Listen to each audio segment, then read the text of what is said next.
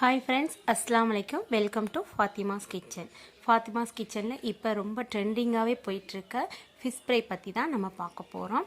வாங்க இதை எப்படி செய்யலான்றதை பார்க்கலாம். ஒரு கடாயில் தேவையான அளவு தேங்காய் எண்ணெய் சேர்த்துக்கோங்க.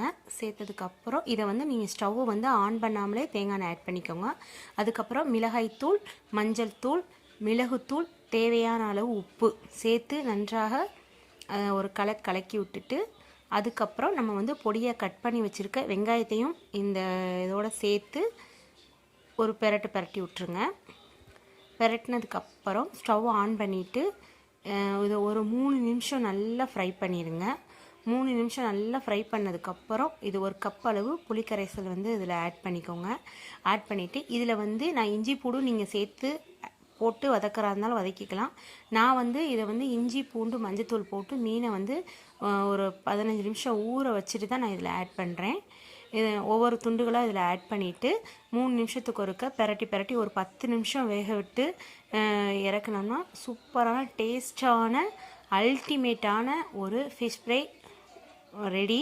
இந்த ட்ரெண்டிங்கான இந்த ஃபிஷ் ஃப்ரை கண்டுபிடிச்சவங்களுக்கு ரொம்பவே தேங்க்ஸ் சொல்லலாம். அவ்வளோ ஒரு டேஸ்ட்டாக இருந்துச்சு, ரொம்பவே சூப்பராக இருந்துச்சு. சாதத்தில் பிசைஞ்சு சாப்பிட்றதுக்கு ரொம்ப டேஸ்ட்டாக இருந்துச்சு.